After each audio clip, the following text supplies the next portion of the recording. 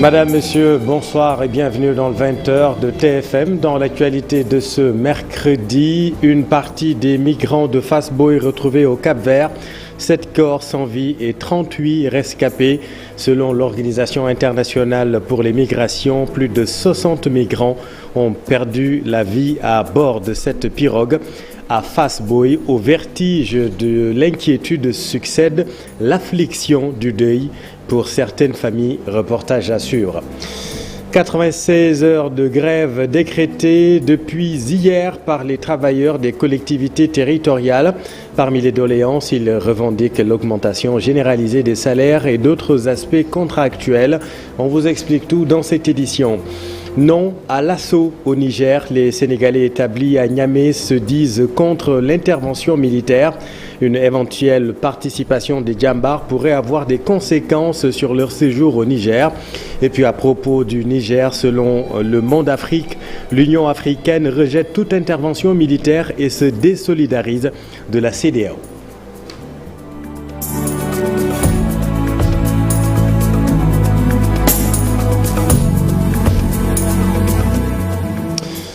Au vertige de l'inquiétude succède l'affliction du deuil. Selon l'Organisation mondiale internationale pour les migrations, plus de 60 migrants ont perdu la vie à bord de cette pirogue retrouvée lundi dans l'après-midi au Cap-Vert, à environ 150 000 nautiques de l'île.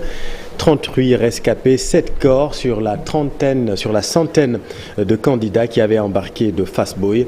La pirogue, vous le savez, a été retrouvée donc au Cap-Vert. Les autorités capverdiennes rassurent, toute l'assistance nécessaire sera apportée. Voici la ministre de la Santé. Je profite de l'occasion pour présenter mes sincères condoléances à toutes les familles éplorées au Sénégal et mon réconfort aux survivants. Tout ce qu'il y a lieu de faire, nous le faisons actuellement. Le monde traverse actuellement des crises migratoires sans précédent. Il urge que tous les pays concernés par ce problème discutent ensemble pour trouver des solutions. Il est de notre devoir d'apporter assistance à toutes les victimes de ce drame, assistance sanitaire et humanitaire pour les rescapés, et puis traiter les morts avec toute la dignité nécessaire. Et vous le savez, plus de 100 candidats étaient à bord de cette pirogue partie de Fass-Boye. Dans cette localité, les familles sont partagées entre soulagement et consternation. Vous allez le voir dans ce reportage de Cheikh Anta Diop et Seyla Tir. Le phénomène Bekmi a encore fait des ravages. La pirogue qui avait quitté Fass-Boye le 10 juillet dernier pour l'Espagne a atterri au large du Cap-Vert. Près de 56 migrants sont portés disparus. Seuls 38 rescapés ont été secourus. À part un navire espagnol, 7 corps sans vie repêchés. Selon le coordonnateur du conseil local de pêche artisanale de Fass-Boye, Babacar Seck, la pirogue avait à son bord 101 passagers. 1 mois, 5 jours en mer, sans assistance. Les premières informations distillées par les familles des victimes renseignent que ces candidats à l'immigration clandestine seraient morts parce qu'ils n'avaient rien à manger. Certains étaient obligés de boire l'eau de la mer pour survivre. C'est l'émoi et la tristesse dans ce populeux village de pêcheurs lébou, situé dans la commune de Darou Khoudoss, département de Tivaouane. Les parents attendent le rapatriement des survivants et les dépouilles. Une enquête est ouverte en vue d'identifier les dépouilles et déterminer avec exactitude les circonstances de cette nouvelle tragédie en mer. Merci Chiranta et restons avec le phénomène, l'immigration irrégulière. Pour lutter contre le phénomène, la région de Kaolack a bénéficié d'un financement de 60 millions de francs CFA, un financement destiné à la formation, à l'entrepreneuriat, à l'attention des migrants de retour et des potentiels candidats. Voyons tout cela avec Ousmane Dem et Tierno Diallo. Sur les collectivités territoriales afin de mieux lutter contre l'immigration clandestine. C'est l'objectif visé à travers l'installation des bureaux d'accueil, d'orientation et de suivi dans les 14 régions du Sénégal. C'est dans ce contexte que des migrants de retour et des potentiels candidats à l'immigration irrégulière ont bénéficié d'une formation dans plusieurs domaines d'activité. Le montant global du financement s'élève à 60 millions de francs CFA. donc répartis entre ces 70 migrants de retour. Donc les missions du BAOS, donc c'est appuyer donc la réinsertion de ces migrants et l'insertion des potentiels migrants. C'est l'accueil, c'est l'orientation, c'est aussi les missions du BAOS, c'est aussi la lutte contre la migration irrégulière, mais c'est aussi la promotion de la migration régulière. De l'avis des bénéficiaires, cette initiative est venue à son heure. Nous savons que la formation permet à nos éléments ou bien à nos candidats qui sont là, bénéficiaires, de s'acquitter une formation professionnelle qui les permette ou qui les accompagne dans leurs activités qui sont en train de dérouler. Maintenir ces jeunes dans leur terroir à travers des activités génératrices de revenus, c'est l'objectif de cet atelier de formation. Oui, effectivement, je le pense bien et je l'espère aussi, parce qu'il y aura un moment de sensibilisation aussi pour que les migrants ne pensent plus à repartir et qu'ils sachent que dans ce pays, il y a du travail. Il faut juste avoir une formation pour pouvoir mener son activité, pour qu'ils puissent générer des ressources qui vont leur permettre de vivre et de faire aussi émerger leur territoire d'origine. Pour rappel, au cours de ces dernières années, le Sénégal a enregistré plusieurs morts dans l'immigration clandestine. Merci Ousmane. Toute autre chose à présent. Grève de 96 heures déclenchée depuis hier par l'intersyndicale des travailleurs des collectivités territoriales. Ils réclament une hausse généralisée des salaires de la fonction publique et autres aspects contractuels. Voyons tout cela avec Cher Diop et Pape Sangoné Mbaye. Il a quitté le quartier des Maristes avec sa moto. Il se précipite d'avoir un extrait de naissance pour son fils. À sa grande surprise, le centre d'état civil est fermé. Nous sommes à la commune de Fass Gueule Tapée Colobane. Je ne savais pas qu'ils n'ont pas ouvert. Si je le savais, je ne venais pas. Mais malheureusement, je suis venu jusqu'ici et n'ai rien à vivre. Alors que je vais m'obliger de tourner. Et je ne sais même pas quand je devais retourner pour avoir les papiers. Alors que ça, nous demandons à l'État de nous aider avec ces trucs-là parce que ce n'est pas normal qu'on nous laisse comme ça, quoi. L'intersyndicale des travailleurs des collectivités territoriales a décidé d'observer une grève de 4 jours. Faisons cette grève-là parce que tout simplement, nous avons senti qu'il y avait trop d'injustice au niveau des collectivités territoriales, surtout concernant les travailleurs des collectivités territoriales. Il y a eu des augmentations généralisées de salaires par hiérarchie et depuis plus d'1 an, les travailleurs que nous sommes, nous rions sur les brancards pour réclamer ce droit légitime. Mais de l'autre côté de la barrière, on a comme l'impression qu'on ne nous sent pas. Nous avons fait ici des grèves répétitives. Durant des mois, personne n'a daigné faire appel à nous pour essayer de trouver des solutions par rapport aux préoccupations que nous rencontrons. Une grève renouvelable toutes les semaines. L'intersyndicale qui réclame l'augmentation de leur salaire campe sur leur position. Nous sommes obligés, en tant qu'organisation syndicale, de nous battre pour réclamer ce droit légitime. Et nous le ferons. Et aujourd'hui, pour votre information, les travailleurs sont déterminés à en découdre. Et on va aller jusqu'au fond. Sur l'étendue du pays, chaque région va tenir son assemblée générale sectorielle. Mais au-delà même des assemblées générales sectorielles, nous allons tenir aussi une marche nationale sur l'ensemble du pays. Face à leur situation, les travailleurs des collectivités territoriales interpellent directement le gouvernement du Sénégal. Employés dans le cadre du fonds d'entretien routier autonome à Rufisque, 40 ex-travailleurs du FERA en veulent au maire de la commune Rufisque-Est pour rupture abusive de contrat et refus de paiement de 2 mois de salaire. Explication Abdou Diouf Diagne, Ahmadou Bambasson.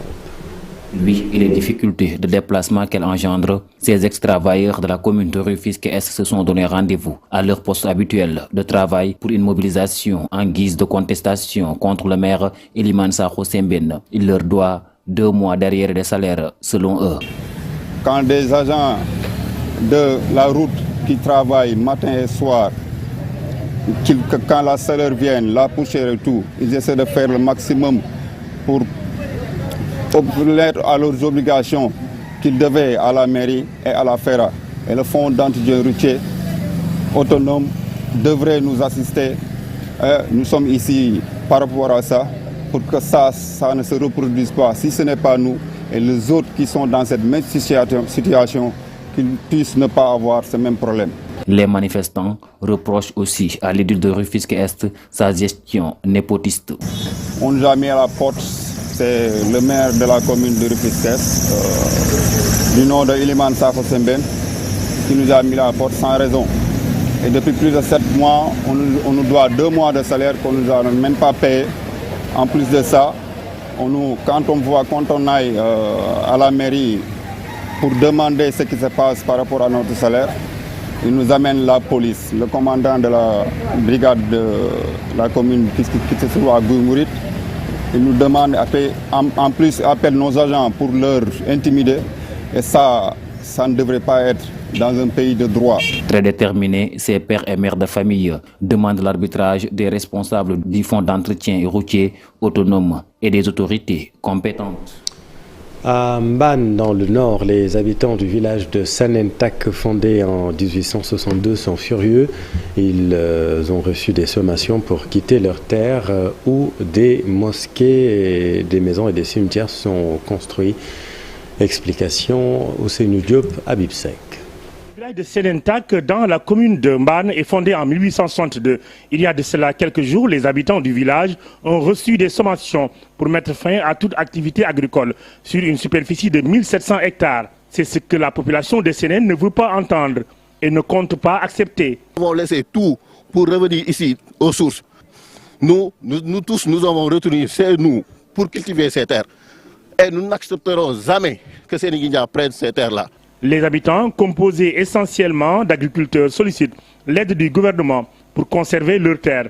Ils ne comptent bouger d'un iota au profit des étrangers. Nous comptons en aucun cas céder 1 centimètre de nos terres et sommes prêts à découdre avec toute personne voulant nous appauvrir. Nous n'avons pas accepté cette injustice. On ne va jamais accepter cet harcèlement ni cet acharnement de façon injuste et de façon illégale. Ces manifestants ont aussi tenu à mettre en garde les autorités locales qui ont délivré des sommations à tous les paysans du village. On a décidé d'investir dans ce village afin de développer le pays, afin de développer notre commune.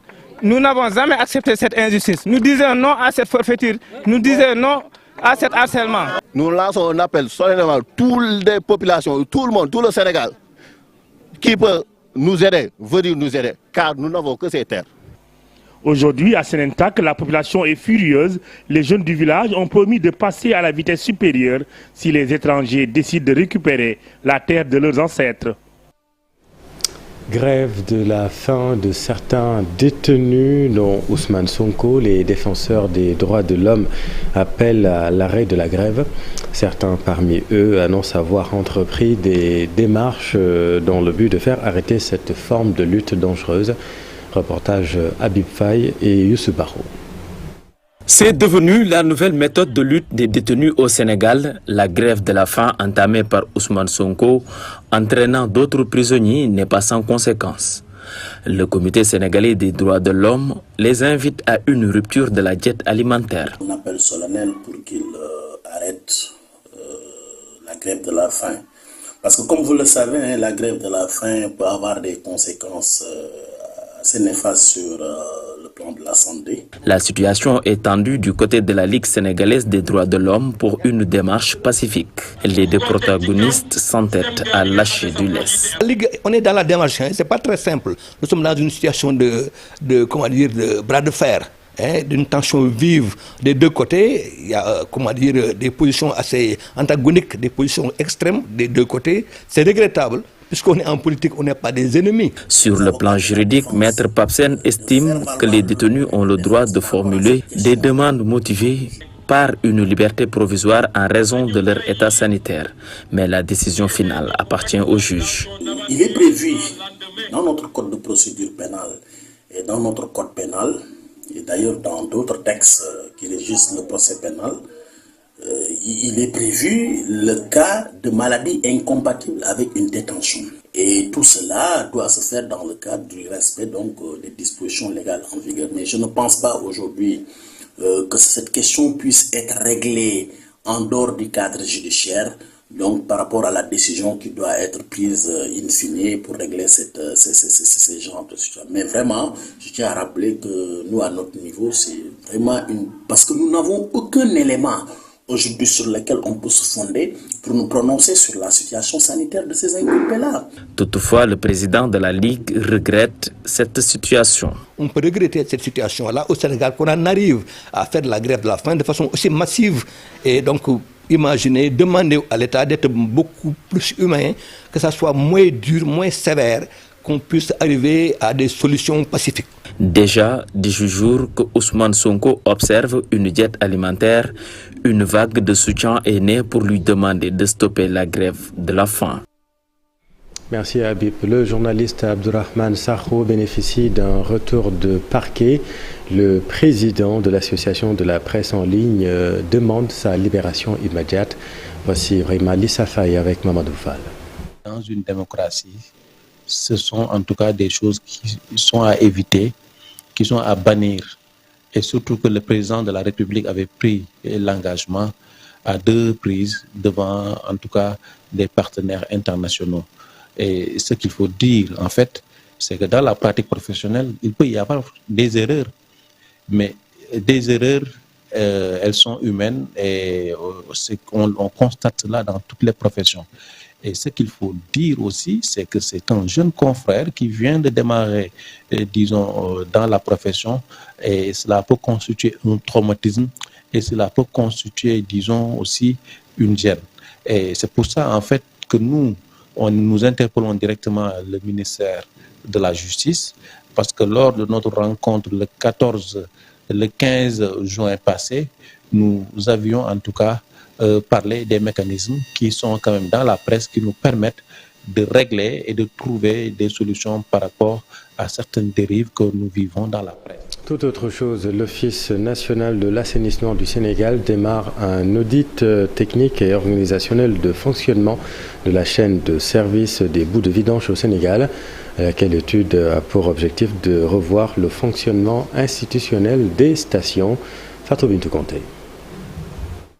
Pour une utilisation efficiente de la chaîne de service des boues de vidange, l'Office national de l'assainissement du Sénégal, ONAS, démarre une étude sur la gestion de ces stations. L'étude a pour objet effectivement de revoir les aspects institutionnels, les aspects techniques, mais également financiers qui font le contour donc, de la gestion des stations de boues de vidange de façon générale.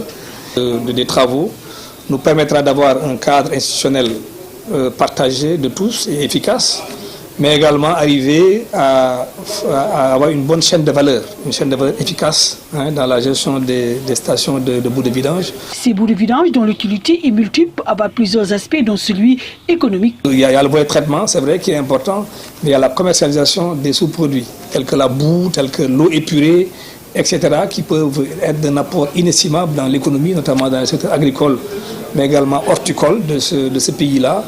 Nous avons besoin effectivement qu'une étude soit faite pour harmoniser tout cela et permettre à l'assainissement autonome d'avoir un nouveau départ pour les prochaines années. Cette étude va reposer sur 5 axes, dont le plus important est de revoir le fonctionnement actuel de ces stations de boues de vidange. Fonctionnement actuel des stations bout de vidange est correct, ou bien s'il faut l'améliorer. Le troisième point, c'est de voir dans quelle mesure toutes les stations qui sont construites depuis 20 ans remplissent leurs fonctions. Sinon, comment faire pour orienter de nouvelles fonctions dans ces stations ou s'il faut trouver de nouvelles stations d'épuration. Sur les 14 régions, 9 ont des stations de boues de vidange, mais des efforts sont en train d'être faits pour une généralisation. Merci Fatou Bintou. Au Niger, éventuel déploiement de militaires sénégalais pour la mission de la CEDEAO. Nos compatriotes vivant à Niamey disent craindre des représailles. Ils se disent contre toute intervention militaire. Ibrahim Khan. Alors que la CEDEAO n'écarte pas l'usage de la force pour le rétablissement de l'ordre constitutionnel au Niger, les Sénégalais vivant à Niamey affichent inquiétude. L'éventuel déploiement de militaires, dont des Sénégalais par la CEDEAO au Niger, pourrait compromettre leur sécurité, disent-ils. Nous, Sénégalais établis ici, nous pouvons avoir des problèmes. S'il y a une intervention militaire, nous ne serons pas à l'abri de représailles parce que certains nous diront que c'est le Sénégal qui a envoyé des militaires avec la CEDEAO pour combattre la junte. C'est un paramètre à prendre en compte. Nous demandons à l'organisation sous-régionale de revoir sa position. Nous sommes avec le peuple nigérien un peuple frère, un peuple ami. Donc cette intervention de notre pays contre ce pays frère, nous n'en voulons pas.